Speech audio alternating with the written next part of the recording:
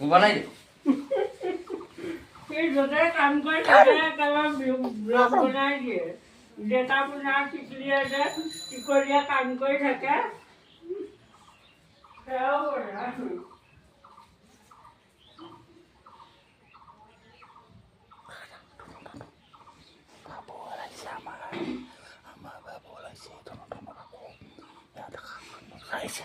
তুমি চাই আছা সি চাই আছে এতিয়া মই ধুনীয়াকৈ চালে বা ফটো দিব জানে মা বাবু এইটো চা টুকলু মানুহ